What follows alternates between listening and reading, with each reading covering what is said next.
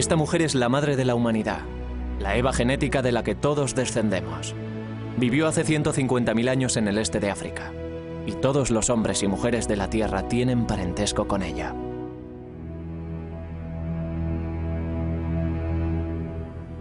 Sus hijas y sus nietas sacarían a los humanos modernos de África para que poblaran el resto del mundo. El viaje más increíble e importante que realizaría la humanidad.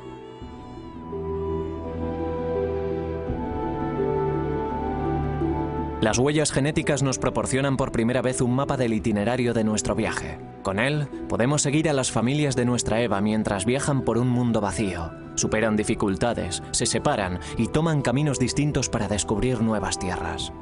Nos dicen por primera vez quiénes somos y de dónde procedemos. Las preguntas más profundas y que más han inquietado a la humanidad, desde que levantamos la cabeza y miramos a las estrellas.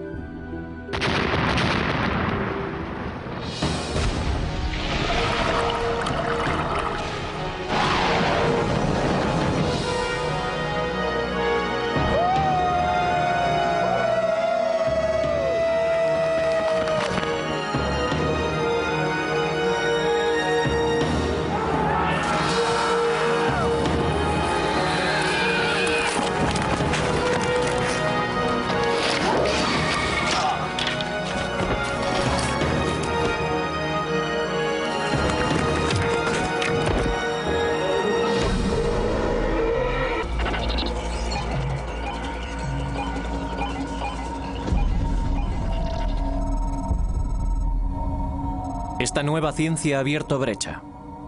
Todos podemos ahora seguir nuestro rastro a través de esta increíble historia. Les hemos tomado muestras a estas personas de Chicago. Nuestras pruebas genéticas les mostrarán cómo viajaron sus antepasados por el mundo para llegar a este destino.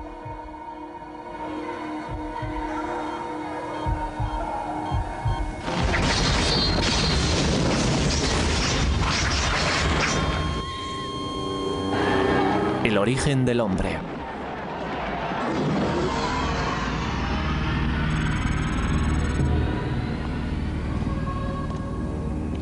Hace 150.000 años el mundo estaba sumido en una era glaciar.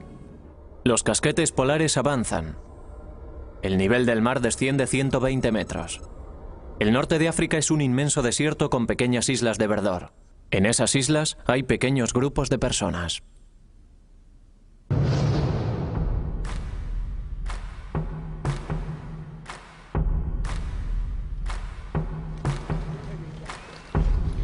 Son los primeros humanos modernos, reconociblemente parecidos a nosotros en físico, intelecto y habilidades. Somos las mismas personas que ellos fueron. El cerebro que empezó a trabajar las primeras herramientas de piedra también nos llevó al espacio.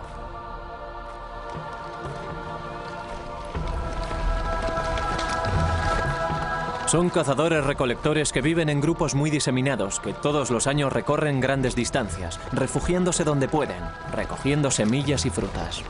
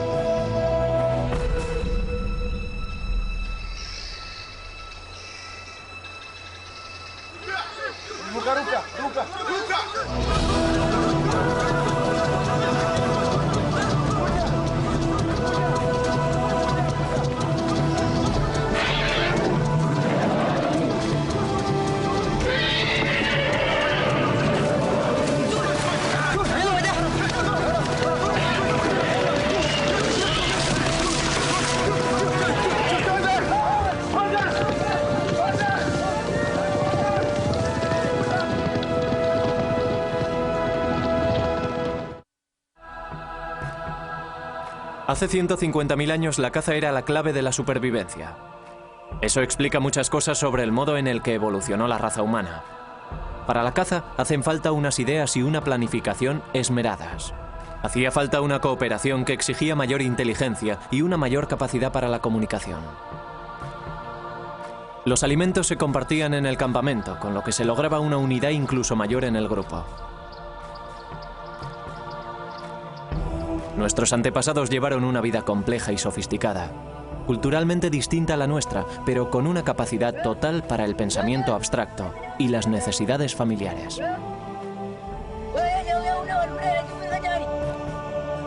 Las huellas genéticas están empezando a revelar más secretos de lo que jamás creímos posible. En solo 7000 generaciones los humanos modernos salieron de África y penetraron en todos los rincones del mundo. Y a través del ininterrumpido hilo genético que nos une a nuestro pasado, podemos comenzar a comprender por qué sucedió.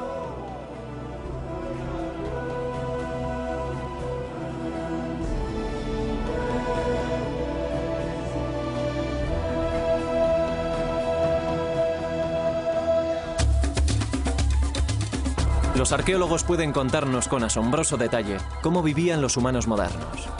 Diseñaban las herramientas con esmero, comprendían las estaciones y sabían cuándo volvería la caza.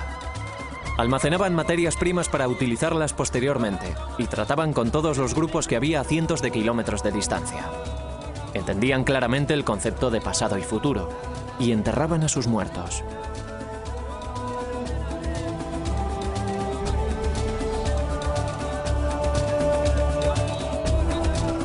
Todo esto lo sabemos por la arqueología, por las piedras y huesos de las excavaciones realizadas en el este de África, continuamente ocupada durante miles de años.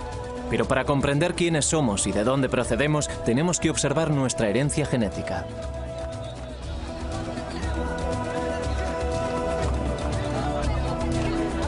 La Eva genética. La mujer de la que todos descendemos no era la única mujer viva en aquella época, ni siquiera la más fértil, sino que sus genes mitocondriales fueron los que más éxito tuvieron y los únicos que sobrevivieron. Todos los seres humanos vivos en la actualidad podemos seguir el rastro de un linaje común ancestral hasta esta mujer a través de una parte singular de nuestro ADN, el ADN mitocondrial. El ADN, el ferroprusiato de la vida, es nuestro código molecular propio y nos define de un modo inmanente a todos y cada uno de nosotros. Las mitocondrias son diminutas estructuras que se encuentran en el interior de casi todas las células humanas. Son distintas al ADN cromosómico normal, que dicta nuestra estatura o el color de nuestros ojos. Los hombres las heredamos de nuestras madres, pero no se las podemos pasar a nuestros descendientes. En las mujeres pasan de madres a hijas a través de interminables generaciones, casi sin cambio alguno. Y así es como podemos seguir el rastro hasta nuestra Eva genética y sus hijas. Así que, escrito en su interior, está la historia de las mujeres del mundo y, por lo tanto, de la raza humana. La profesora Rebecca Kahn fue la científica pionera que descubrió esta importantísima pista. Empecé a trabajar en el ADN mitocondrial humano para poder obtener una perspectiva objetiva que me ayudara a comprender y a ayudar a otras personas a comprender el parentesco existente entre los seres humanos de todo el mundo. Con esta nueva ciencia podía lograrlo. En alguna parte del ADN mitocondrial ocurren siempre mutaciones inofensivas que dejan marcas diminutas de todos los cambios. Estas marcas son como códigos de barras y pueden leerse del mismo modo. Kahn y su equipo descubrieron que los cambios se suceden a un ritmo bastante constante. Descubrieron que los grupos con las marcas más antiguas eran los africanos que vivían en el interior de África y se preguntaron si podían ser los pueblos más antiguos del mundo. La verdad es que me emocioné mucho cuando empecé a descubrir pruebas porque en realidad resultaron ser lo contrario a lo que yo intuía. Tomé imágenes radiográficas de 20 europeos y de 20 afroamericanos. Y en todos los afroamericanos se observaban diferencias. En cambio, los europeos eran todos iguales. Pensé que había etiquetado mal algo o que había cometido algún drástico error. Así que seguimos repitiendo las cosas una y otra vez. Al conseguir más muestras de distintas zonas, me di cuenta de que sobre todo había una diferencia en la norma y de que todo este nuevo tipo de pruebas basadas en la mitocondria iba a cambiar nuestro modo de pensar en los humanos modernos.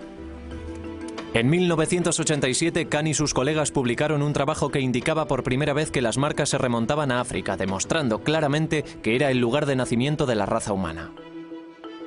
Un hombre de una tribu de Nueva Guinea, un barman parisino, una maestra americana, un labrador de Polinesia. Era improbable que entre ellos existiese un parentesco, pero estaban relacionados a través de una mujer negra que existió hace 150.000 años. Sus descubrimientos causaron sensación. ¿La respuesta de la gente? Bueno, la respuesta de la gente fue asombrosa. El público estaba realmente interesado en ciertos aspectos del tema y también con cierta tendencia a malinterpretar los datos por la terminología utilizada para describir a esa mujer, a la Eva africana. En realidad la gente creía que se referían a la bíblica, a una sola mujer de la Biblia judeocristiana, la mujer de Adán. Su trabajo consiste en reescribir la historia humana. A través de él sabemos que las primeras mutaciones tuvieron lugar en África, hace quizás 150.000 años, y le pertenecen a nuestra Eva genética. El profesor Christopher Stringer, un eminente paleoantropólogo británico, participó en la datación de los cráneos humanos modernos más antiguos.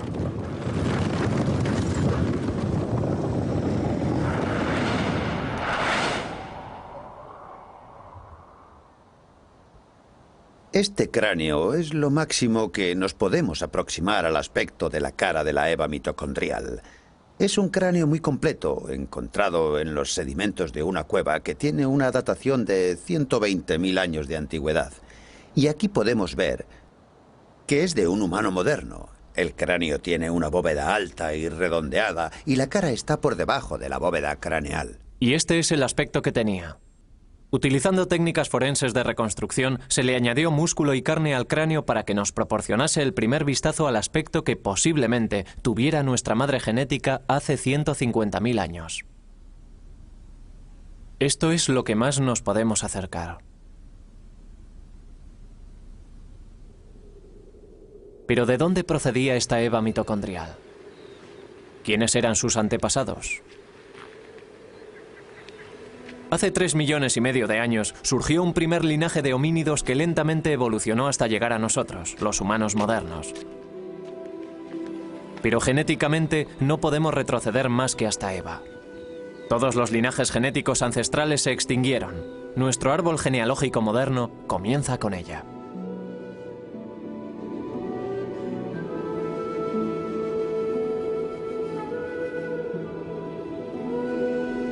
África es el lugar de origen de todas las diversas especies humanas que poblaron este planeta. Este inmenso y aislado laboratorio natural moldeó a los humanos durante una infinidad de ciclos en los que se alternaban desierto y vegetación. Y son los registros climáticos los que nos dan la pista siguiente.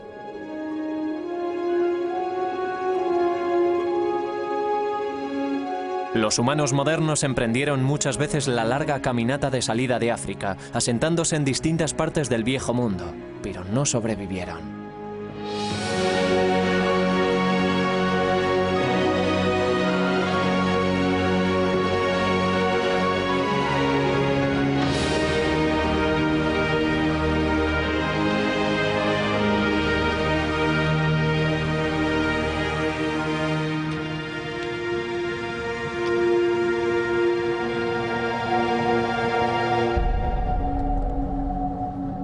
Creo que en realidad la gente se fue de África por motivos bastante naturales. Se iban en busca de comida, en busca de recursos, en busca de tierras. No iban en busca de nuevos continentes. Al final sí lo hicieron, pero al principio era solo el proceso natural de moverse y seguir. Quizás a manadas de animales o tal vez fueran los cambios climáticos los que causaron las migraciones del norte de África hacia las regiones colindantes.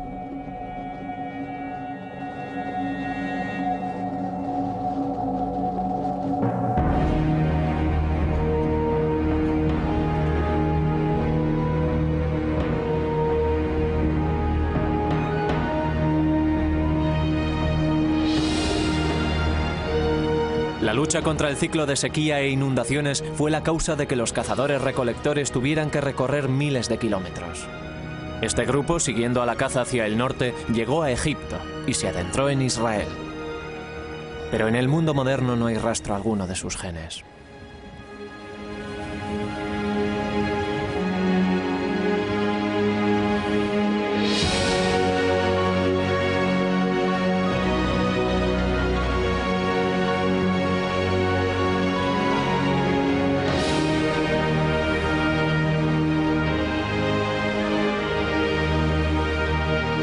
Los registros climáticos indican un breve pero devastador congelamiento global en el período en el que Oriente Próximo se convirtió en un inclemente desierto. Atrapados en el cuadrante norte del Sáhara, no tenían posibilidad alguna de dar vuelta atrás y muy pocos sitios en los que refugiarse.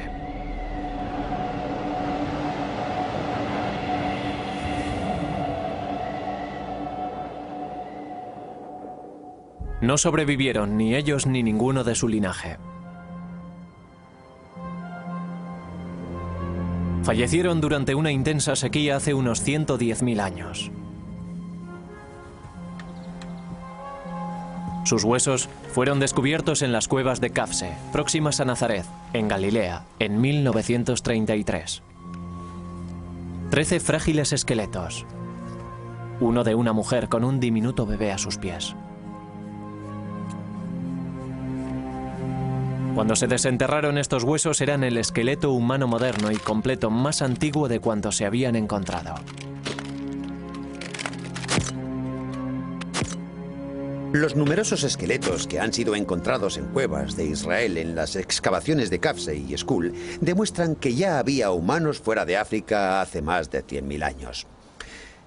Es posible que aquellos humanos modernos hubieran salido por el corredor del Nilo a través del Sinaí, adentrándose en Oriente Próximo, pero parece que no pasaron de allí.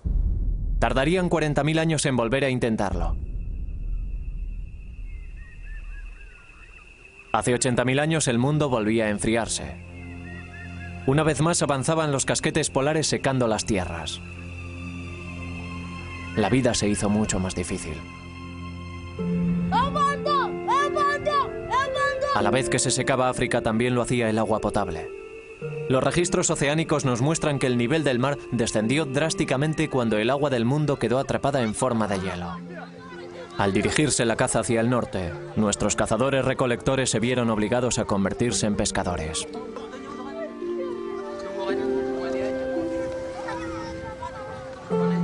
Esta es nuestra Eva, nuestra nueva familia. Descendientes directos de las hijas de la Eva genética original de hace 150.000 años. Ahora viven en la costa, sobreviven con lo que cosechan del mar. Los guerreros han vuelto sin comida y tienen que enfrentarse a los ancianos.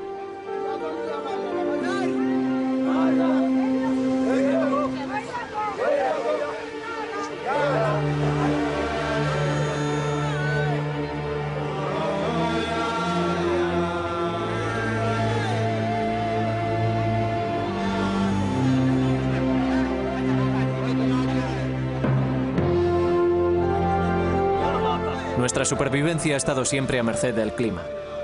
Cuando los tiempos eran buenos podíamos llegar más lejos. Un radio mayor significaba más comida.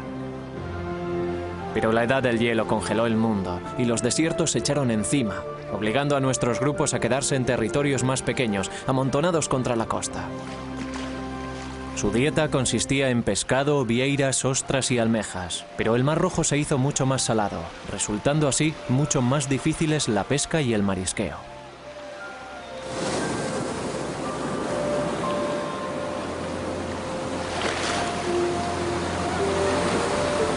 Hasta hace poco, había muy pocas pruebas de que nuestros antepasados hubiesen ocupado las zonas costeras del este de África o de que hubiesen explotado los recursos marinos cerca del litoral.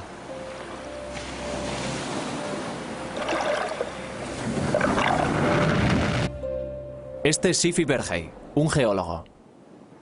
En 1999 formó parte de una expedición internacional que buscaba pruebas de la ocupación de Eritrea por parte de seres humanos modernos. En el Golfo de Zula, en el Mar Rojo, se encontraron con el extraordinario descubrimiento de herramientas de piedra incrustadas en un antiguo arrecife de corales fosilizados. La datación le dio al arrecife 125.000 años de antigüedad. Este es el primer bar de ostras conocido del mundo, con una longitud de 6,5 kilómetros y unos 15 metros por encima del actual nivel del mar. Es la prueba más antigua de marisqueo en cualquier lugar del mundo. Enterrados en él hay herramientas humanas junto con conchas fosilizadas de ostras, almejas y vieiras. Nos proporciona una prueba clarísima de que nuestros antepasados explotaban el mar. Esta es la unidad en la que entre los distintos estratos hay una capa en la base de grandes conchas, de ostras y moluscos, y es bastante horizontal. Y esta es la plataforma sobre la que el hombre moderno caminaba y tiraba sus herramientas de piedra y algunas de las conchas de los moluscos que comían. Esta es un hacha de mano con un borde afilado y algunas de las conchas que cayeron de esta capa estratificada. Y utilizaban el hacha para romper las conchas y comer los moluscos. Y luego, una vez habían terminado, tiraban el hacha y las conchas y se dirigían al lugar siguiente. Pero esto no es lo más importante, ya que no se puede datar, sino lo que uno encuentra in situ, que es lo que le convierte en algo de tanta importancia.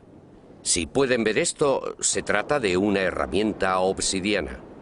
La utilizaban para romper algunas de las ostras que ven aquí incrustadas.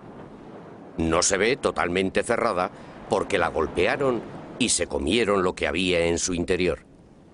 Y estas son algunas de las importantes herramientas de piedra que fueron descubiertas. Este es el lugar, el primer lugar del mundo en el que se ha documentado la explotación de los recursos marinos.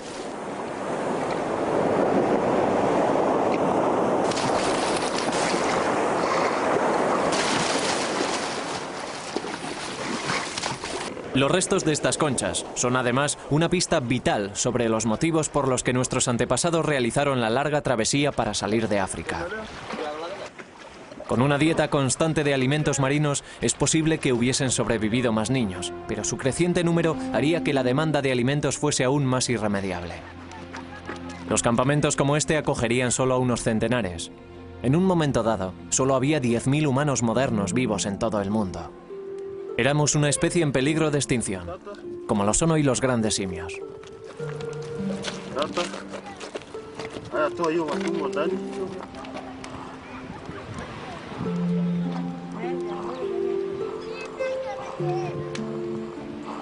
Cuando la pesca y el marisqueo no bastaron ya para alimentarlos, no tuvieron otra alternativa. Para sobrevivir tenían que irse a otro lugar. Al otro lado del Mar Rojo, las lluvias de la estación monzónica regaban las verdes y seductoras colinas de Yemen.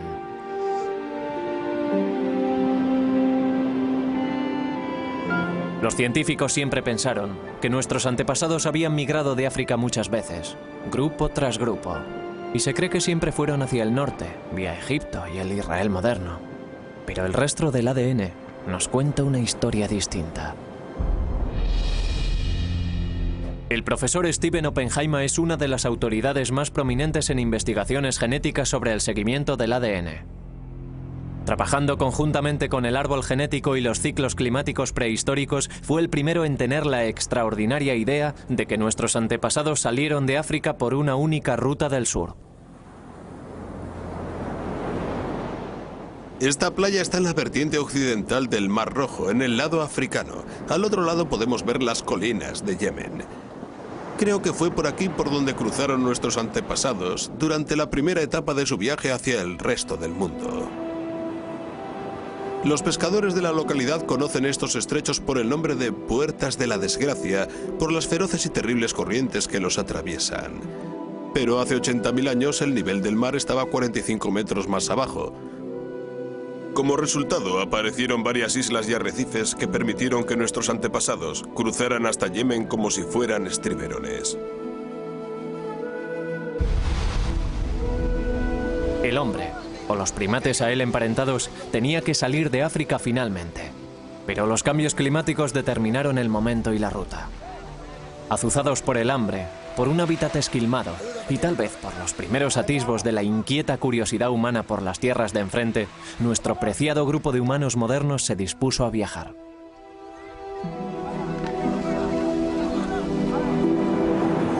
Hay dos rutas de salida de África, por el norte del Mar Rojo a través del Istmo de Suez y adentrándose en Oriente Próximo, y la del sur por las Puertas de la Desgracia, adentrándose en Yemen y siguiendo por la costa sur de Arabia hasta la India.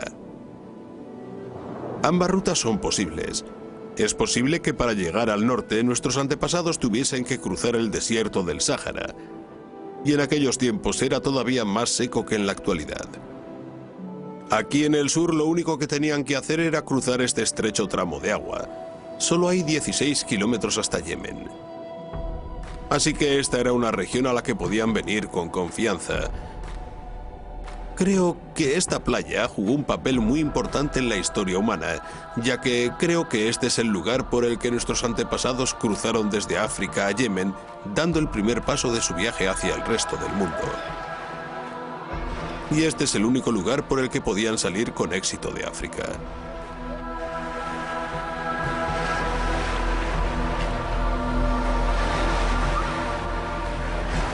Creo que el viaje más importante jamás realizado por la raza humana comenzó aquí, en esta playa, hace 80.000 años.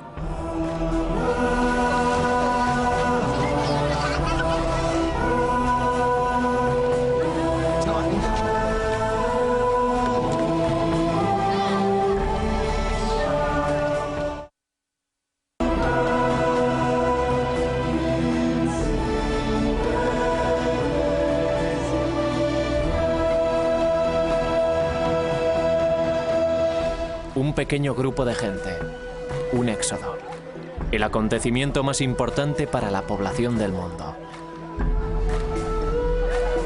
No se trata de una simple y penosa caminata por los bancos de arena, sino de una lucha épica para sobrevivir, no solo para ellos, sino para el resto de la humanidad.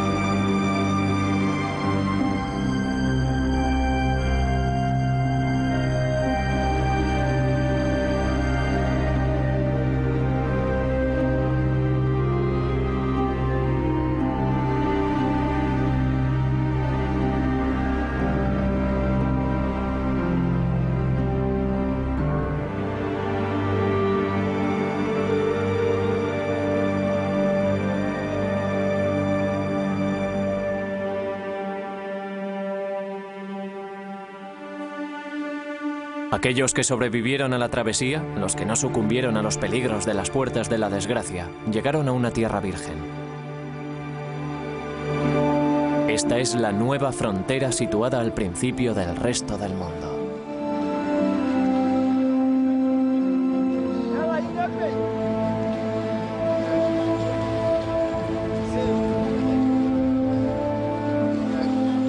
Las playas de Yemen estaban en la orilla de un mundo casi vacío. Nuestro grupo estaba formado por los primeros humanos modernos, los primeros de su especie en salir de África, en sobrevivir en este lugar en aquel momento. El grupo se encontraba solo en la orilla del Nuevo Mundo. Al llegar a Yemen, la vida debió ser un poco mejor para el grupo de migrantes. Para empezar, el marisqueo en el Golfo de Adén tenía que ser mucho mejor que en el Mar Rojo. Al contrario de las resecas y saladas playas que habían abandonado, Yemen era verde y fértil, con abundante agua dulce, caza y sombreados oasis.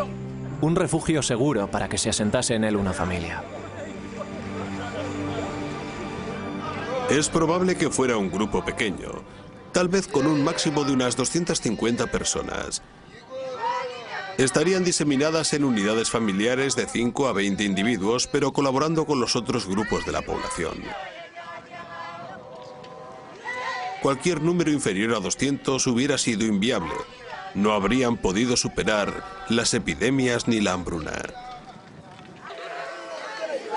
Sabemos que Eva y sus hijas se encontraban entre los supervivientes, ya que de ellas descendemos todos los humanos del mundo fuera de África. La nueva ciencia de seguimiento ha abierto brecha.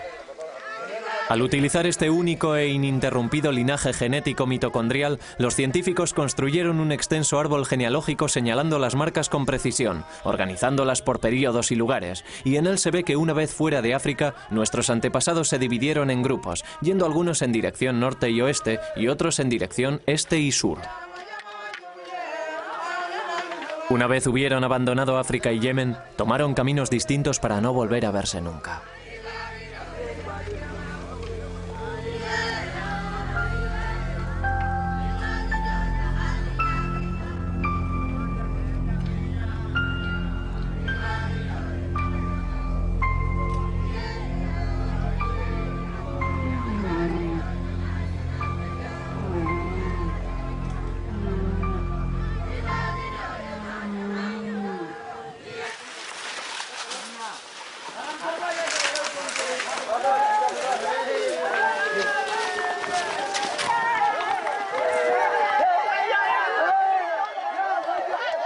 Cuando el grupo llegó aquí, traería una variedad de linajes africanos.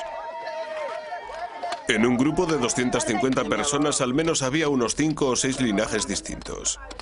Pero si esa población se hubiese quedado aislada, al cabo de 1000 años, los linajes se habrían reducido más y más. El número total de la población habría permanecido inalterable. Es como una aldea galesa, una aldea en la montaña o una aldea italiana en las que tras varias generaciones todo el mundo tiene el mismo apellido. Este proceso de reducción de linajes se llama desviación y tiene lugar en todas las comunidades pequeñas y aisladas. Cuanto menor y más aislado sea el grupo, antes se reducirá a uno el linaje de ADN mitocondrial. No a una persona, ni siquiera a un grupo, sino a un linaje de ADN mitocondrial. Algunas mujeres no tienen hijas, algunas hijas no sobreviven, y así al final solo queda un linaje. Totalmente aislados, solo pueden procrear dentro del grupo. El mapa genético indica que harían falta 1000 años para que el linaje mitocondrial quedara reducido a uno. Un linaje genético compartido por todas las personas no africanas en todos los sitios y durante toda la historia.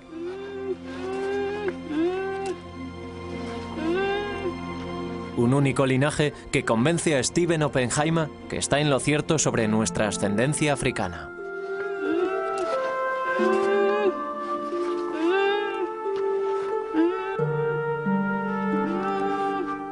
Creo que las implicaciones de un solo éxodo de África son enormes. Para empezar está la simple observación de que australianos, papúes, nativos del sudeste de Asia, chinos, nativos americanos, europeos e indios descienden todos del mismo pequeño grupo.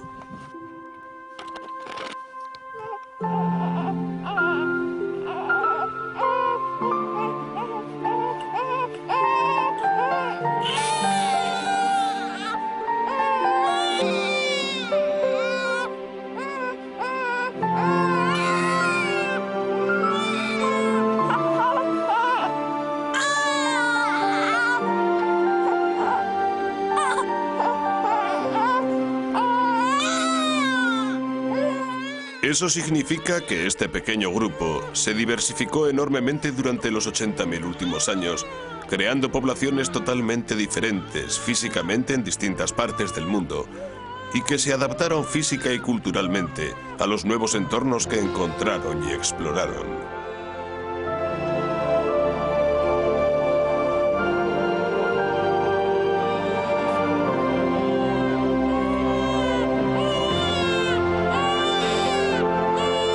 Al salir de África por el Golfo de Adén, las familias se quedaron donde estaban, esperando el próximo cambio climático que les permitiría desplazarse. Sus descendientes serían los pueblos de Oriente Próximo, que se extenderían hacia Europa 40.000 años después, fundando las vibrantes y cosmopolitas ciudades que hoy conocemos.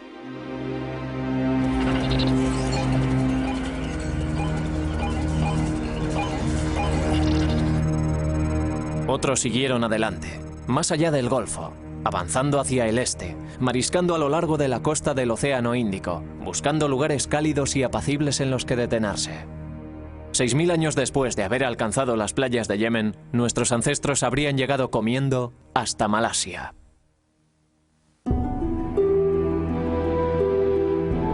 A 10.000 kilómetros de África, nuestra familia se encuentra en las profundidades de las selvas lluviosas del sudeste asiático. Estos son los descendientes de Eva, cazando en las junglas de Malasia, deambulando en pequeñas bandas, quedándose en un lugar el tiempo suficiente para recolectar la cosecha silvestre y después seguir adelante. Sus cuerpos empiezan a adaptarse a las condiciones de las selvas lluviosas. Al alejarse del ardiente sol africano, su piel se vuelve más clara y su estatura se reduce por la falta de carne. Al igual que los cazadores-recolectores de las junglas de hoy en día, se alimentan de pescado, ratas, ardillas y lagartos, de la caza que hay en la bóveda vegetal y de frutas y raíces. Se disfrazan y se camuflan para armonizar con el follaje e imitan gritos de animales para engañar a sus presas.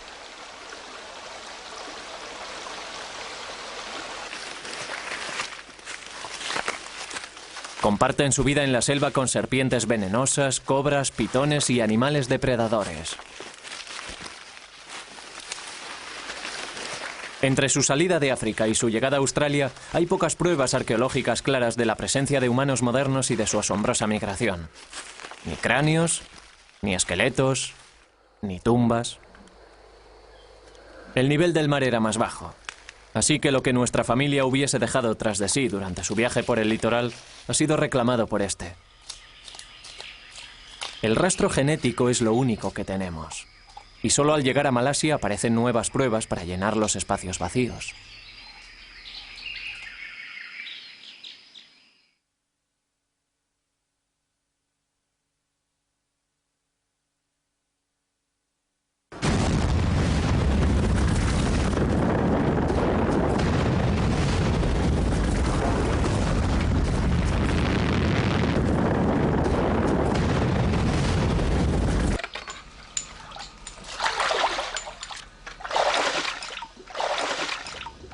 La gran erupción de Toba, que tuvo lugar en Sumatra hace 74.000 años, fue la mayor explosión de los 2 últimos millones de años. La nube turbia alcanzó una altura de 40 kilómetros y sumió una buena parte del mundo en 6 años de invierno volcánico.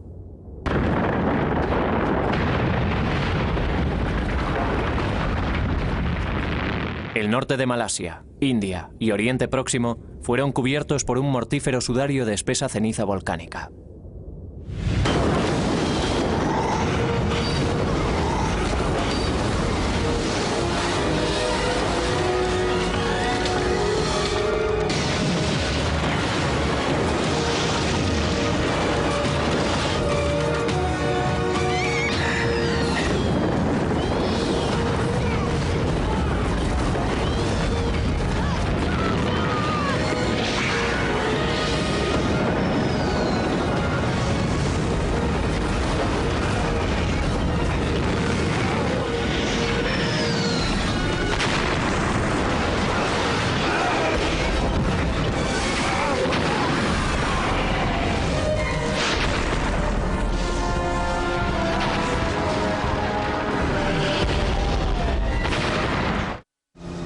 La gran explosión de Toba, la más destructiva de los 2 últimos millones de años, nos proporciona pruebas positivas del viaje de nuestra familia. Este es el pueblo Semang, tímidos cazadores-recolectores de las junglas del interior de la península de los lagos. De un color mucho más oscuro que los demás pueblos de Malasia que los rodean, forman parte del grupo Orang Asli. Stephen Oppenheimer cree que pueden ser el remanente que ha sobrevivido de la familia que salió de África y pasó por aquí hace 74.000 años. Si nuestros antepasados pasaron por aquí durante su recorrido desde África a Australia y a Nueva Guinea, es probable que dejaran un rastro genético. Y sabemos por estudios anteriores que el Orang Asli, como grupo de tribus de la península de Malaya o Malasia, se encuentra entre los pueblos más antiguos de esta región. Y es probable que el pueblo Semang sea el más antiguo de todos. Stephen Oppenheimer ha venido a esta remota aldea Semang para recoger muestras de ADN, con la esperanza de que ellas confirmen su teoría. Nama Farida. Si mi teoría es correcta sobre que salieron de África hace 80.000 años, habrían tenido que recorrer 10.000 kilómetros para llegar aquí en 6.000 años para poder estar en el momento de la gran explosión de Toba. Lo que significa 1.600 metros al año, algo muy factible para su tipo de vida nómada avanzando a lo largo de la costa. Para determinar si pertenecían a aquel grupo que salió de África o no, tenemos que examinar su linaje genético, y el ADN mitocondrial en particular nos dirá si descienden directamente de las dos hijas de Eva que tuvieron su origen justo al salir de África o no. Si tienen sus propios y únicos linajes, nos indicará que han estado aislados desde entonces, hace 70 u 80.000 años, y que han evolucionado completamente solos. O si, por otra parte, descubrimos que sus linajes descienden de pueblos posteriores, como el australiano o el papú. De nuevo, nuestro seguimiento genético nos ayudará a saber si es o no es ese el caso. El análisis genético puede demostrar que los Semán son una raza antigua, pero no nos puede decir con exactitud cuándo llegaron aquí. Tenemos que buscar otras pruebas para darle validez a esta teoría. Estas toscas herramientas fueron encontradas en un valle boscoso llamado Kota Tampan, cerca de Penang. En zonas contiguas hay yacimientos con el mismo tipo de herramientas. Lo que hace que estas sean particularmente interesantes es que están incrustadas en una capa de ceniza de Toba, con una datación de 74.000 años de antigüedad. La profesora Suraina Najik estaba buscando el antiguo cauce de un río cuando se encontró con el yacimiento de Kota Tampan. Lo que había encontrado la profesora Najik era un taller de herramientas de piedra al que se le pudo hacer una datación exacta de 74.000 años de antigüedad.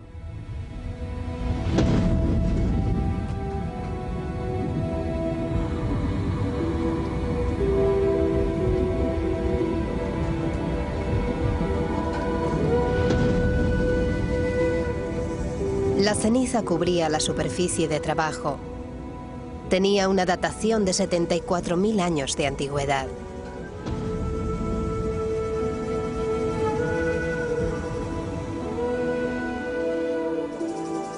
Esto es un martillo de piedra que utilizaban, y ya ven que resulta muy cómodo asirlo con la mano. Y este es el canto que utilizaban. Esto es un hacha. Y es de un tipo de hachas que, digamos, abundan mucho en Asia y en el sudeste asiático. Lo que buscaban era el ángulo del borde. El ángulo del borde tenía que ser apropiado y el borde tenía que ser agudo. Esto se utilizaba para trabajos pesados. Es pesada, tiene un borde afilado y probablemente la empleasen para talar árboles. Najik estaba convencida de que las dejaron allí unos hombres modernos. Kota Tampan también nos reveló a unos hombres que tenían una mente compleja. Toda su tecnología nos revela una mente racional, sistemática y organizada. La mente del Homo sapiens.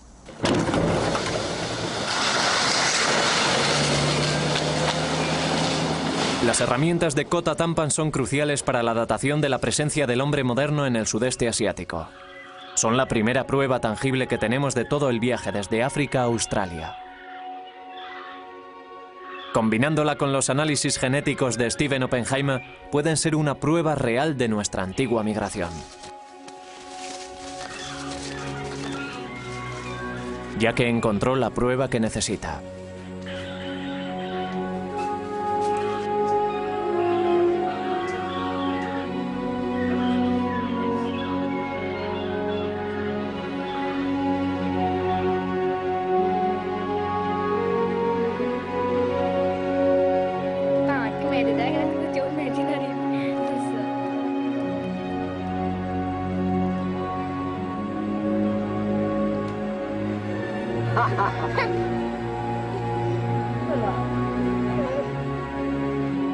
Por primera vez, la arqueología y la genética nos dan la misma respuesta en este punto crucial de nuestro viaje. Ahora podemos estar seguros de que nuestros ancestros pasaron por aquí hace 74.000 años. Los resultados son muy emocionantes. Los Oranjashli, el grupo Semang de aquí, tienen un único linaje genético propio que sugiere que pudieron estar en aquel primer viaje por las playas hace 75.000 años.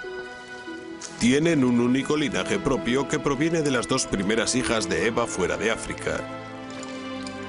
Y lo hemos seguido hasta aquí, y no lo comparten con ningún otro pueblo del sudeste asiático.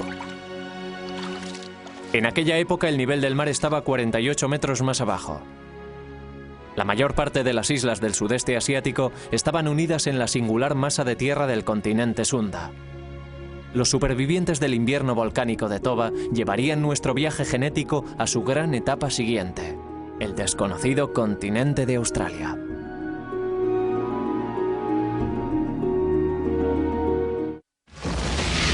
...160 kilómetros de aguas infestadas de tiburones los separaban de la nueva tierra.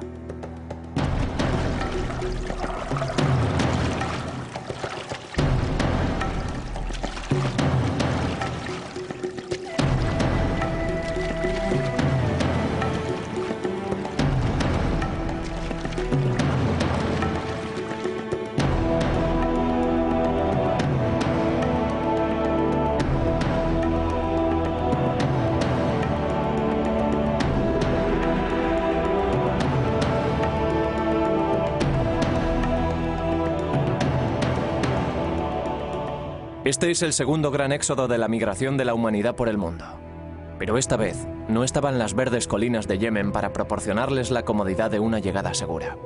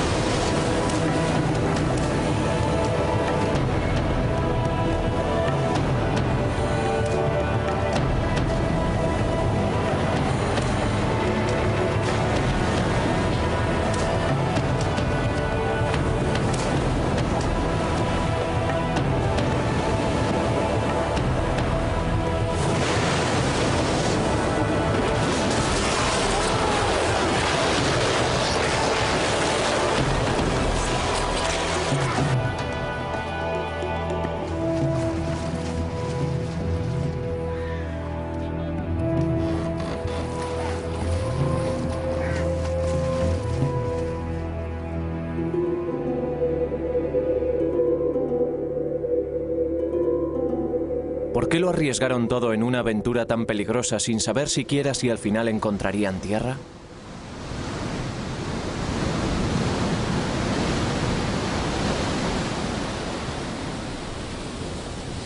Algunos científicos creen que el viento los llevó a la deriva y llegaron accidentalmente a la costa desconocida. Pero nuevas pistas aportadas por las pruebas genéticas dicen que no. Demuestran que los aborígenes australianos tienen varios linajes genéticos únicos que los emparentan directamente con las primeras hijas de la Eva que salieron de África. Tantos linajes portados por tantas mujeres, y llegando en un espacio de tiempo tan breve, sugieren una intención deliberada y no una llegada accidental en balsa. El primer grupo llegó hace 70.000 años. Lo siguieron más grupos durante los 5.000 años siguientes, todos ellos descendientes de la Eva que salió de África. Estas fueron las primeras personas que caminaron por este vasto y vacío continente. Nadie los molestaría durante miles de años.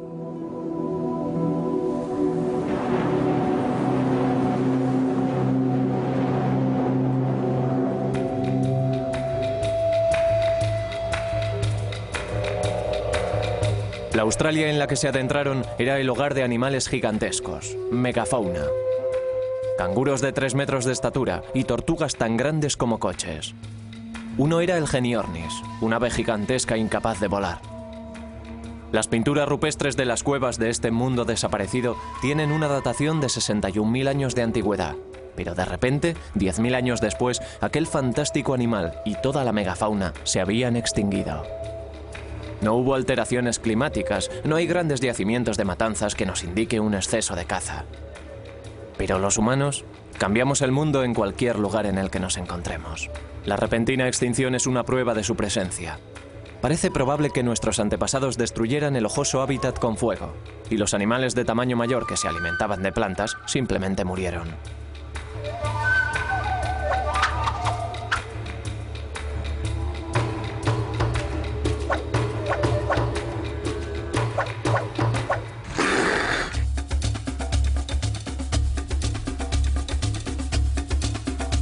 Pero no todo el mundo acepta la teoría de una única salida de África. Este lecho seco de un lago es uno de los lugares en los que la teoría puede venirse abajo, a pesar de la coincidencia arqueológica y genética en Malasia durante nuestro seguimiento. Este cráneo del hombre de Mungo III es la pieza clave del rompecabezas. Cuando lo encontraron, la datación de la tierra que lo envolvía fue de 62.000 años de antigüedad. Cuando se analizó el ADN de los huesos, su ADN, algo que causó sensación, no coincidió con ningún otro de cualquier parte del mundo.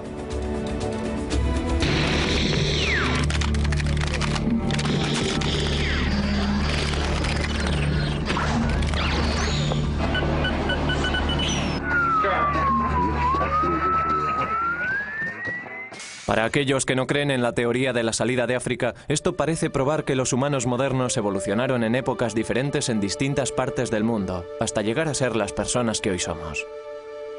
Pero otros científicos, como el profesor Chris Stringer, tienen dudas.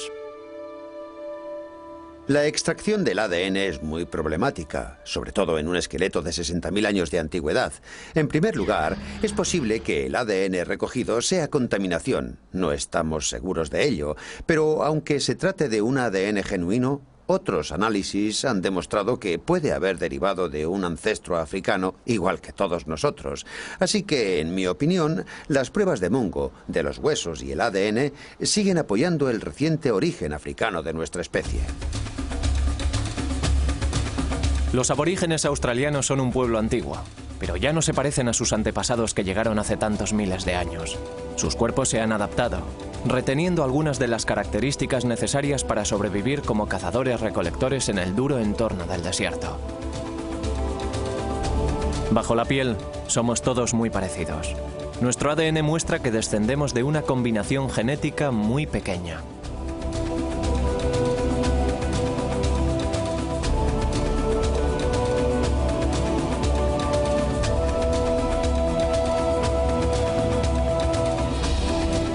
Si observamos el ADN de todos, australianos, africanos, europeos, descubrimos que al comparar el ADN mitocondrial de todos nosotros, aparecen menos variaciones, aunque hay series que se han diseminado por todo el mundo, aparecen menos variaciones en nuestro ADN mitocondrial de las que encontraríamos dentro de un pequeño grupo de chimpancés, orangutanes o gorilas.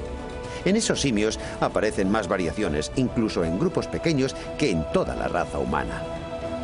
Pero si todas las personas del mundo descendemos de una combinación tan pequeña de genes, ¿por qué tenemos un aspecto tan diferente? La selección natural y la adaptación al entorno son los factores más importantes. La selección sexual es crucial. El clima impone la forma corporal. Cuanto más frío sea el entorno, más bajos y rechonchos nos volvemos para mantener el calor. La estatura varía en proporción a la dieta. Los asiáticos se volvieron más bajos cuando el arroz se convirtió en su alimento principal en sustitución a la carne. Y ahora que la carne vuelve a su dieta, su estatura vuelve a aumentar. Nadie sabe por qué los asiáticos tienen pliegues epicántricos en los párpados. ¿Pueden haberse desarrollado como protección contra el frío? O quizás sea ese el tipo. Los tienen la mayoría de los fetos. El color es la diferencia más obvia e impactante. Eso también forma parte de nuestra herencia genética. Mila Jablonski, una eminente científica que observa la evolución del color de la piel, estaba trabajando en la importancia del ácido fólico en el desarrollo fetal, cuando se encontró, por casualidad, con la respuesta. Comencé mis investigaciones en la evolución del color de la piel tras preparar una disertación para una clase hace más de 10 años. Fue muy interesante. Durante los preparativos para la clase me di cuenta de que se sabía muy poco sobre la evolución del color de la piel y que lo poco que se sabía no era muy convincente. Mientras preparaba aquella disertación, descubrí un interesante documento que indicaba que existía una importante e interesante relación entre las radiaciones ultravioleta y una biomolécula muy importante llamada folate. El ácido fólico es crucial para el desarrollo embrionario y el exceso de radiación ultravioleta del sol lo destruye. Por lo que nuestros antepasados del África tropical tenían que ser oscuros para propiciar su supervivencia, pero la falta de radiación ultravioleta impide la formación de la vitamina D, lo que causa raquitis y puede ser mortal. Así que cuando migraron hacia el sombrío norte, tuvieron que volverse más pálidos para sobrevivir. Mila ha descubierto una sencilla ecuación evolucionista. Si observamos la pigmentación de la piel entre los pueblos indígenas actuales, vemos que hay gente muy oscura en las regiones ecuatoriales de alta exposición al sol y gente significativamente más clara según avanzamos hacia los polos. Y resulta que la melanina, la protección natural contra el sol, es un filtro fenomenal para las radiaciones ultravioleta. En cierto modo es demasiado bueno. Y para que podamos fabricar suficiente vitamina D en la piel, tenemos que reducir la cantidad de melanina existente en ella. Y por ello lo que vemos en el curso de la historia de nuestra especie, al pasar de zonas de alta radiación ultravioleta a zonas de baja radiación ultravioleta, es que nuestra piel ha perdido pigmentación paulatinamente.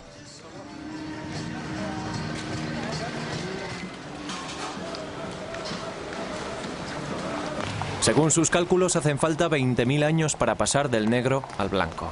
Lo único que marca el color de las personas son unas minúsculas diferencias genéticas establecidas hace mucho tiempo. En 50.000 años, la raza humana se ha extendido por la mayor parte del mundo oriental, desde África a la India, a Asia y cruzando el mar hasta Australia. Durante la mayor parte de ese tiempo, el mundo estuvo inmerso en una feroz edad de hielo. Grandes mantos de hielo cubrieron una buena parte del hemisferio superior, secando los mares y agrandando los desiertos. Pero el clima estaba empezando a cambiar y podían emprenderse nuevos viajes.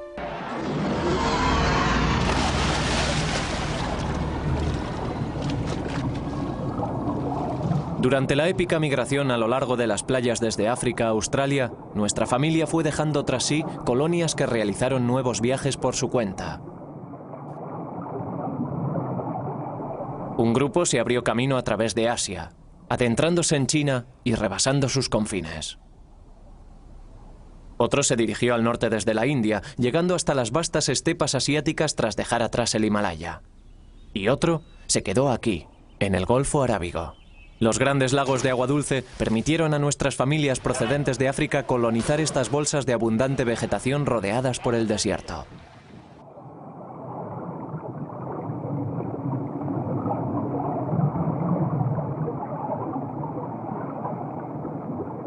Esta zona estuvo ocupada continuamente durante 30.000 años.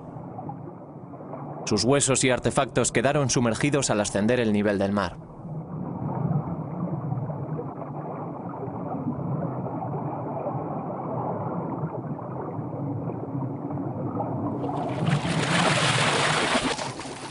Hace unos 50.000 años y por primera vez, los linajes genéticos comenzaron a extenderse hacia el norte adentrándose en Europa. Pero el período ha sido siempre un enigma. Si los humanos modernos pudieron llegar a Australia hace 70.000 años, ¿por qué no llegaron a Europa hasta hace 50.000 años? Es un viaje mucho más corto. Stephen Oppenheimer cree tener la respuesta. Creo que la respuesta es que se vieron obstaculizados. No pudieron llegar a Oriente Próximo, a Israel y al Líbano porque en medio había un gran desierto. El desierto formado por el de Arabia Saudita y el de Siria.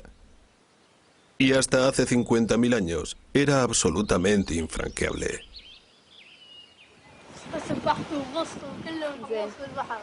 El clima era tan árido que la zona fértil, la ruta desde el Golfo hasta el Líbano, Israel y Europa, estaba cerrada. Después, hace 50.000 años, hubo una repentina mejoría del tiempo.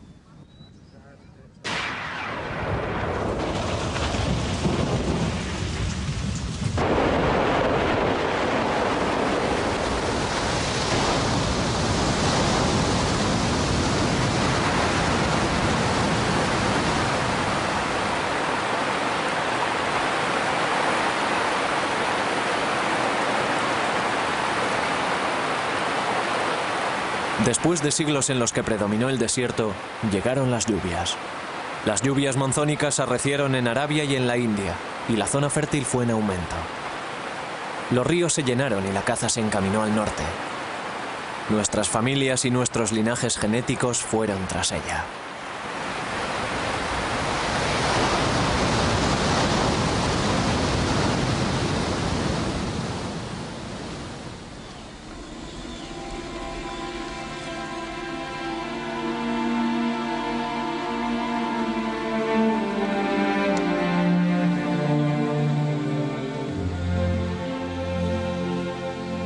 Desde el Golfo Pérsico emprendieron el camino a pie hacia el norte, por el interior de la zona fértil, siguiendo los ríos entre los montes Zagros y el desierto sirio.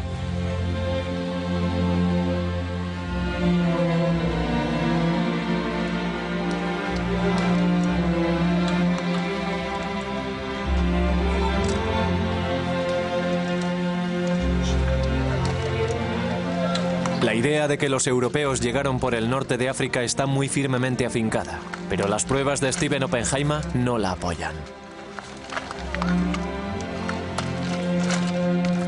Las pruebas genéticas no apoyan eso en absoluto. No hay prueba alguna de que las primeras ramas, de hecho en la región europea, solo se encuentra una de las ramas principales que pueblan el mundo. Por supuesto, esto hace que se tambaleen algunas opiniones establecidas sobre el origen de los europeos y nos obliga a tener en cuenta el hecho de que los europeos pueden descender de aquella única familia que salió de África por la ruta del sur.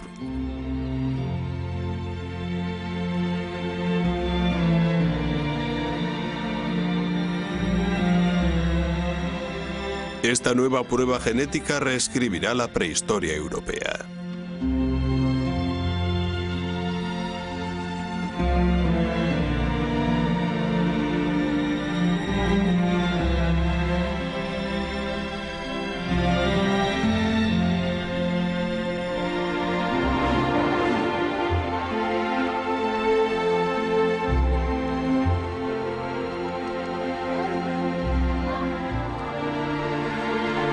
Estas familias fundaron las primeras colonias prósperas en Oriente Próximo, Siria e Irán. La tierra que se encuentra entre los ríos Tigris y Éufrates, dos grandes ríos que fluyen de las tierras altas de Turquía, en el norte hasta el Golfo.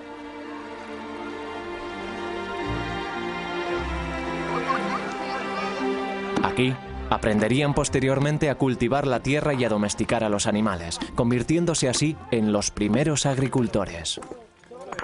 Los ríos les proporcionaban agua para regar las cosechas. Había abundancia de peces y cañas para construir casas y embarcaciones. Las palmeras datileras proliferaban. Miles de siglos después, sus descendientes construirían las primeras estructuras de piedra que luego se convertirían en las ciudades de Mesopotamia, Uruk y Sumera en el sur, y las ciudades amuralladas de Babilonia y Jericó. Habíamos dado los primeros pasos hacia las grandes civilizaciones que desarrollarían la escritura, el arte de la guerra y fundarían los grandes imperios. Todo ello partiendo directamente del grupo genético que migró de África hace 80.000 años.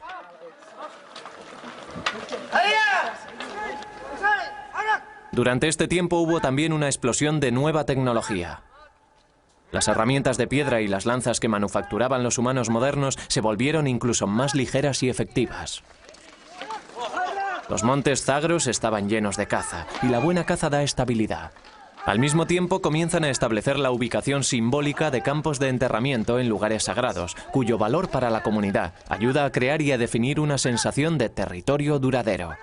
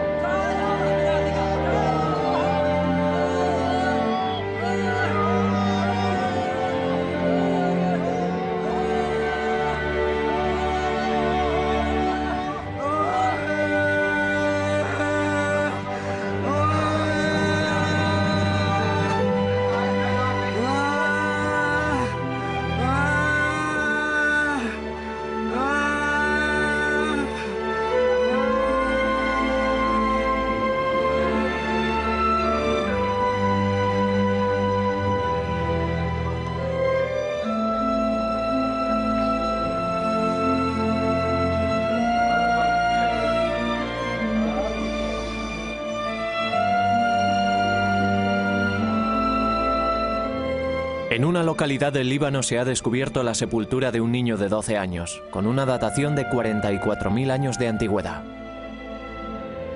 Tiene el cráneo fracturado. Su cadáver estaba apaciblemente cubierto en el refugio, debajo de la inmensa roca.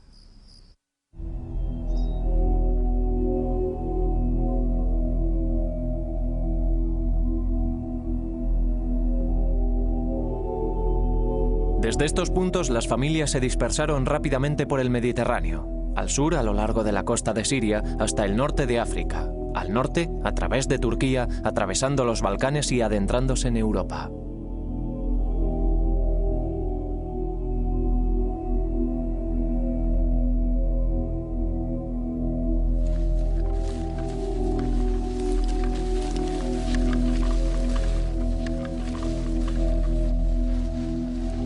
Esta es nuestra nueva familia. Descendientes directos de los árabes de las ciénagas del Golfo, penetrando en los desconocidos territorios de Alemania. Pero la tierra en la que se adentran no está vacía. Otros estuvieron allí antes que ellos.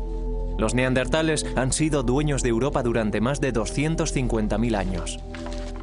En 1856, en el Valle de Neander, en Alemania, unos canteros estaban extrayendo lodo de un lugar que acababan de volar, cuando descubrieron unas costillas, parte de una pelvis y huesos de los brazos y los hombros de un animal grande parecido a un ser humano, y pensaron que era el esqueleto de un oso. Posteriormente, los científicos creyeron que se trataba de un antiguo salvaje del norte que había aterrado a los ejércitos romanos. El profesor Chris Stringer es un experto en neandertales y su mundo. Estas personas fueron conocidas como neandertales. Se convirtieron en el centro de un debate sobre la evolución humana, sobre si era posible que aquellas personas fueran nuestros antepasados o si representaban una extraña derivación de la evolución humana. Aquí tengo un cráneo más completo que el que encontraron en el Valle de Neander, en Alemania. Este fue hallado a principios del siglo pasado en Francia y nos muestra muy bien el aspecto de la cara y la cabeza de los neandertales. Hay un marcado arco superciliar por encima de las cuencas de los ojos. La cara es muy alargada y tiene una enorme nariz. No hay mentón en la mandíbula inferior. Y ahora pensamos que es posible que los neandertales estuvieran adaptados al frío. Evolucionaron en Europa durante miles de años en condiciones más frías que las actuales. Y eso les modeló el físico. Eran bajos y rechonchos, de constitución muy fuerte. Y esta nariz podía ser parte de un mecanismo para inhalar aire frío y seco. Los neandertales fueron frecuentemente considerados unos brutos de pocas luces, pero no lo eran. Eran totalmente humanos. Su cerebro era tan grande como el nuestro. Creo que los neandertales eran una especie distinta a la nuestra. Una especie muy próxima a la nuestra. Una especie hermana. Una especie con la que compartíamos antepasados hace solo medio millón de años, tal vez. Así que, en ese sentido, los neandertales eran totalmente humanos. Estaban 10 veces más próximos a nosotros que los chimpancés. Si se mezclaron con los humanos modernos, sus genes se han extinguido. No hay indicios de su presencia en nuestro mundo.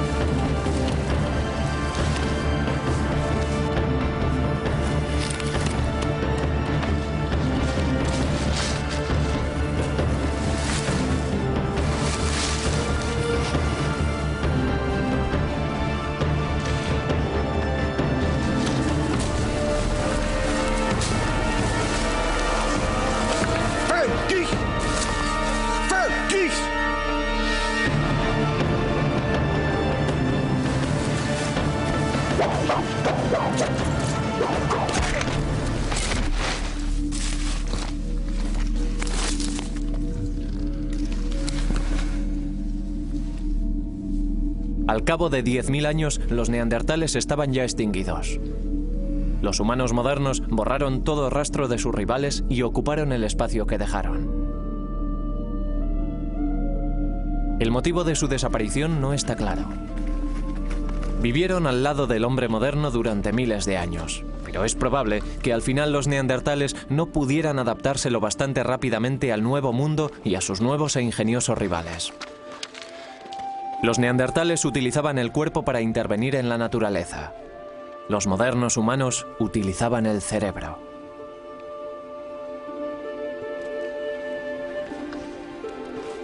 Al espacio vacío acudieron oleadas de humanos modernos, de Oriente Próximo y Rusia, extendiéndose por toda Europa. Los científicos creen que estas oleadas descendían de 4 linajes de ADN mitocondrial, 4 nietas de la Eva que salió de África. Llegaron entre 45.000 y 10.000 años atrás. El europeo más moderno puede seguir su linaje hasta ellos.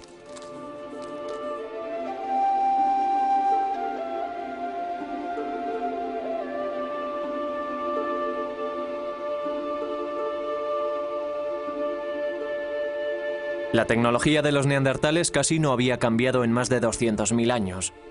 Tan pronto llegaron los humanos modernos, apareció de repente una gran variedad de herramientas diferentes, así como ornamentos. Los arqueólogos consideran estos ornamentos como una marca definitoria de los humanos modernos y el primer interés por los ornamentos en 5 millones de años de evolución. Aquí tengo un ejemplo. El diente agujereado de un tejón de la cabaña de Ken debió de ser parte de un collar que alguien llevaba. Y aquí un objeto muy extraño. Ni siquiera estamos seguros de lo que es. Puede ser la representación de un búho o un gato. Y aquí una de las estatuillas más famosas de la República Checa, hecha de barro cocido hace unos 27.000 años, de un lugar llamado Donli Stonice. Una hermosa obra de arte. Muchos de estos objetos son puntiagudos en la base, como si hubiesen estado clavados en el suelo. Algunos están cubiertos de ocre y otros están pulidos por haber sido manoseados, quizás durante muchas generaciones. Eran objetos valiosos, muy bien guardados y evidentemente tenían un significado ritual y simbólico para aquella gente. Quizás un significado religioso. Y aquí una de las obras de arte más delicadas. Está tallada en marfil de mamut, un material muy difícil de trabajar. Procede de una excavación en una localidad francesa. Es una hermosa representación de lo que parece ser la cabeza de una mujer, con un peinado muy elaborado o quizá una toca. Se trata de una obra de arte hermosa y delicada. Es muy difícil deducir por estas piezas si se trata de representaciones de personas reales o si están idealizadas de alguna manera para reflejar una especie de belleza ideal. En algunos casos creo que el detalle es suficiente para sugerir que están basadas en personas reales. Otra cosa que encontramos en la llegada de estos humanos modernos a Europa son vestigios de ropa. He aquí una de las pruebas más directas. El hecho de tener aquí una aguja de hueso. Así que estas personas cosían telas, cosían pieles, y hay pruebas de que incluso tejían telas. Se trata de otro nivel de complejidad, que les habría dado mayores posibilidades de adaptación climática, por ejemplo, y por supuesto muchas más oportunidades de expresarse personalmente para que con el tiempo se desarrollaran cosas como la moda. Y esto también lo vemos en el interior de las sepulturas, personas que han sido enterradas con ropas y que en algunos casos están cubiertas con miles de abalorios hechos de marfil de mamut. Y cada uno de esos abalorios representó horas y horas de trabajo, así que aquí tenemos pruebas de una vida verdaderamente rica y compleja que no hallamos en los neandertales. Aquí tengo un mamut grabado en un trozo de colmillo de mamut, procedente de una localidad francesa, y tiene unos 15.000 años de antigüedad. Pero estas personas, estos primeros humanos modernos, los Cro-Magnon, no solo grababan en trozos de huesos y colmillos, también esculpían y tallaban, hacían modelos de arcilla y, por supuesto, pintaban las paredes de sus cuevas, y este arte data de hace al menos 35.000 años. Pintaron una gran variedad de cosas, a menudo los animales que cazaban, en algunos casos animales peligrosos, tales como leones o rinocerontes lanudos. En otros casos, ni siquiera podemos reconocer qué animales son los representados. Los animales parecen ser símbolos mágicos, seres imaginarios, y es posible que parte de este arte se utilizara en ceremonias y rituales de iniciación. Y es posible que una buena parte fuera creado en un estado de trance inducido por los chamanes por medio de su magia.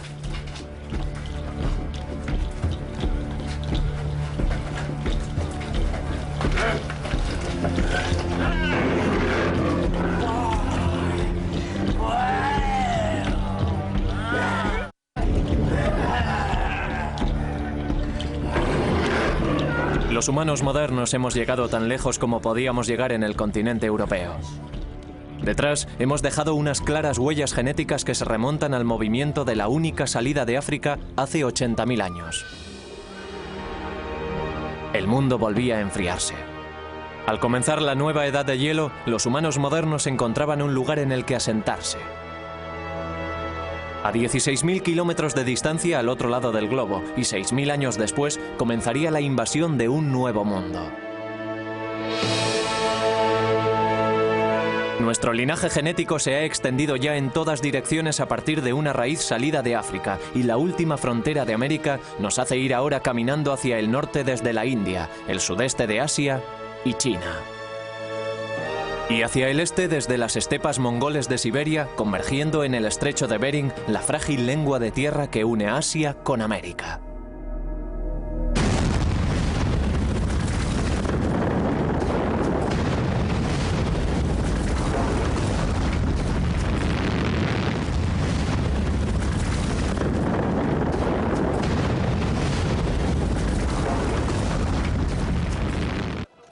América es un rompecabezas prehistórico. Durante mucho tiempo los arqueólogos insistieron en que nadie había llegado a América hasta hace 15.000 años. Pero la nueva información conseguida por el seguimiento genético del ADN dice que nuestros antepasados cruzaron el estrecho de Bering entre 25.000 y 20.000 años atrás. Este es el último de los grandes viajes para poblar el mundo. Y todos los linajes genéticos nos llevan a una meta. Estos son los primeros americanos.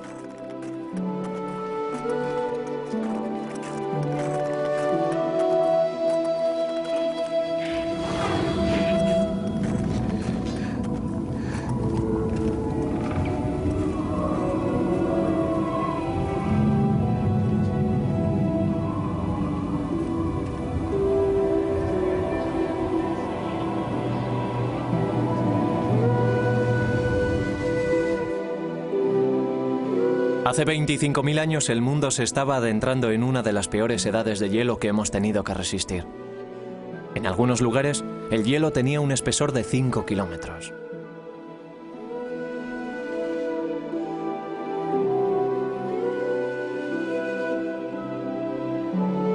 Pero si el hielo avanza, este es el último paso posible antes de que el hielo cierre el estrecho de Bering y la entrada a Alaska y el resto de Norteamérica.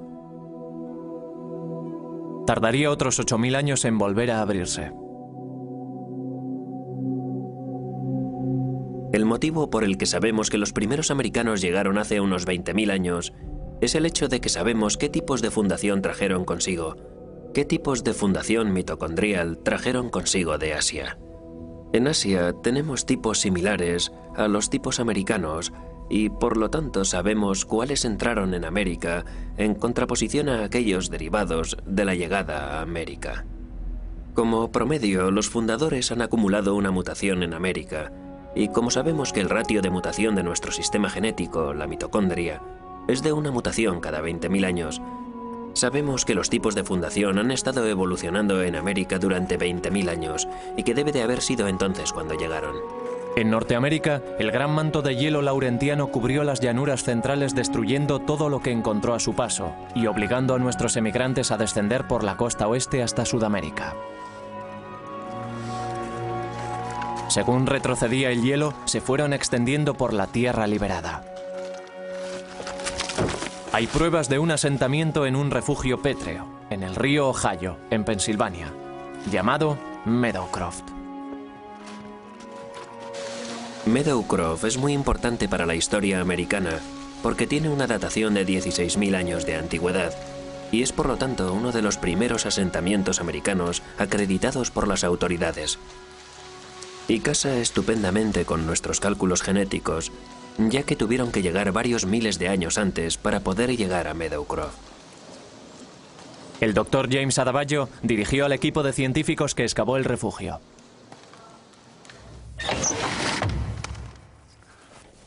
Cuando lo encontramos, asumimos que no contendría ningún material cultural en absoluto. Pero resulta que había una variedad de artefactos y otros indicios de presencia humana varios miles de años antes del periodo máximo calculado para la llegada de seres humanos al Nuevo Mundo.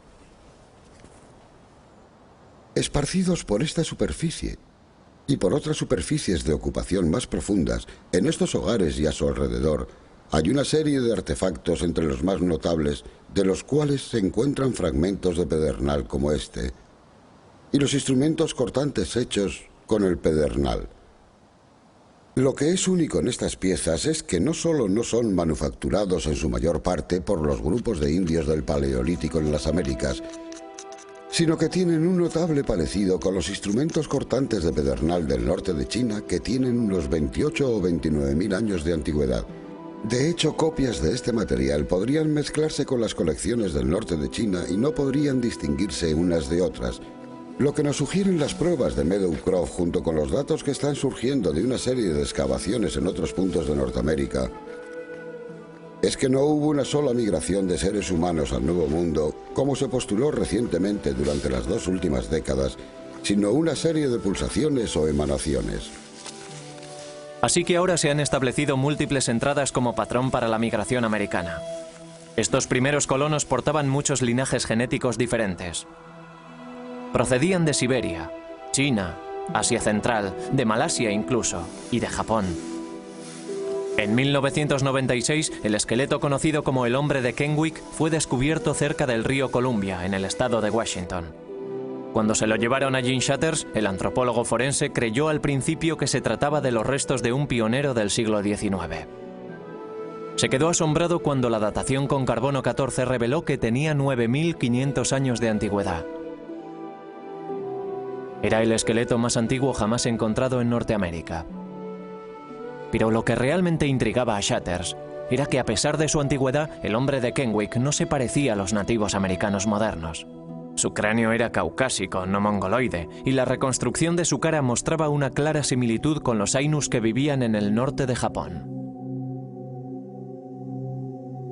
El hombre de Kennewick era un individuo extremadamente golpeado. Tenía múltiples costillas rotas, tenía una herida en el brazo izquierdo, otra en el cráneo, tenía artritis en el cuello, en las rodillas y en los codos. Había llevado una vida muy agitada. Pero lo más distintivo que había en él, la herida más interesante desde el punto de vista forense, es que tenía una punta de lanza incrustada en la pelvis. De hecho, eso fue lo que nos llevó a hacer una datación de los huesos. Lo único que se ve es una pequeña ventana ovoide a cada lado del hueso, pero al hacerle un escanograma podemos ver que hay una hoja serrada de 5 centímetros de largo por 2,5 de ancho ahí incrustada.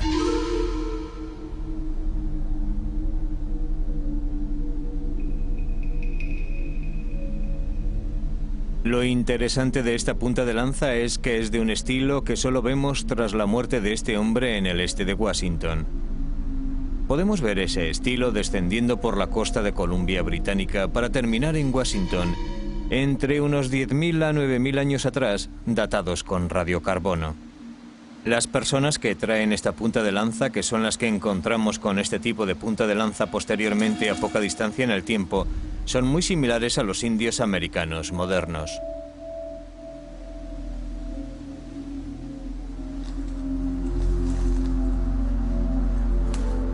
Los cráneos de los indios americanos podrían perderse fácilmente entre una multitud.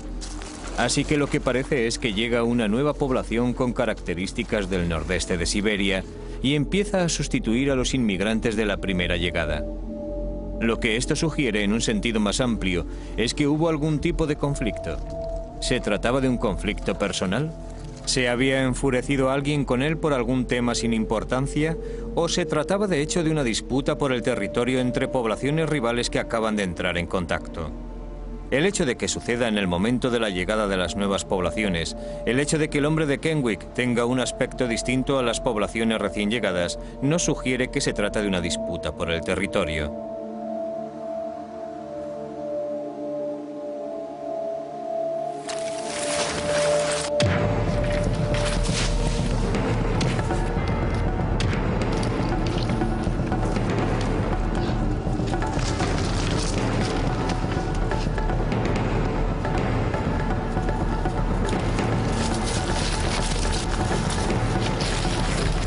Por el ángulo de entrada, por la velocidad de entrada, está bastante claro que la lanza iba hacia él directamente y que pudo verla llegar.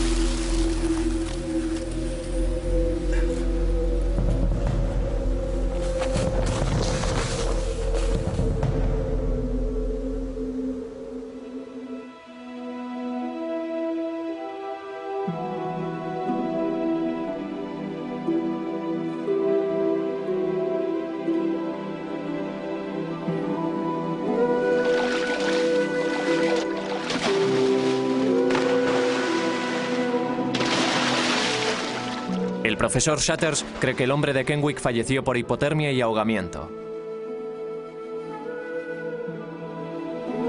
Desde la muerte del hombre de Kenwick, las poblaciones de humanos modernos han pasado de miles a millones. Hemos avanzado de cazadores-recolectores primitivos a agricultores y comerciantes, a habitar en pueblos y ciudades, y de dominios tribales a imperios. En 5000 generaciones hemos llegado al mundo moderno que hoy conocemos.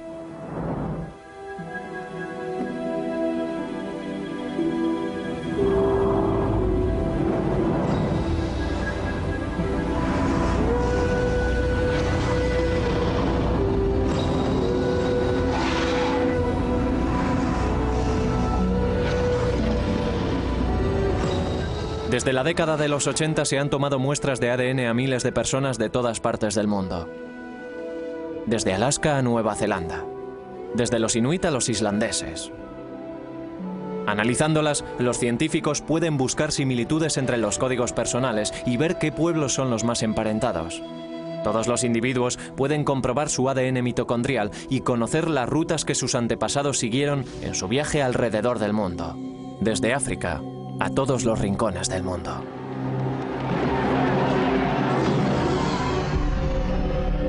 En Chicago tomamos muestras a 5 personas que están elaborando su árbol mitocondrial.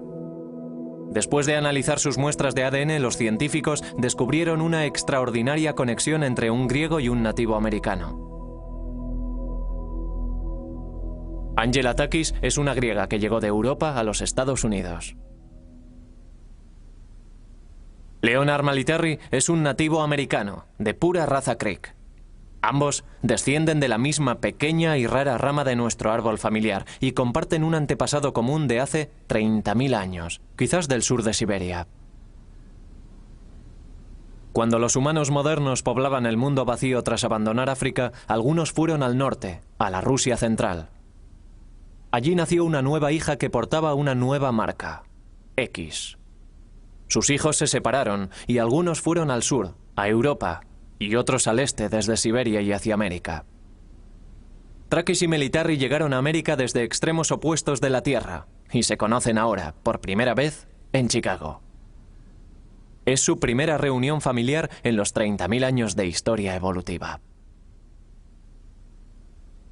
Me he quedado atónito. Me parece emocionante que todos descendamos del mismo linaje, ya que así es posible que la gente se olvide de darle tanto énfasis a las diferencias y que hablen de la gente común.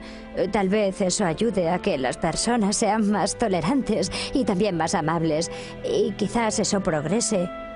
Y puede que sea algo más relevante que solo la ciencia. Y puede que tal vez la humanidad en general pueda... Bueno, creo que hoy ya es muy relevante.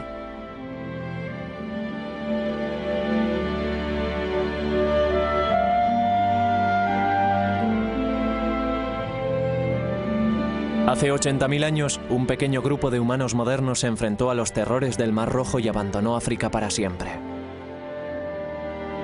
Se llevaron consigo el futuro del mundo. 10.000 años después, habían penetrado en todos los rincones de este. El viaje más importante e increíble que hemos realizado jamás. Por primera vez sabemos quiénes son. Sabemos de dónde procedemos.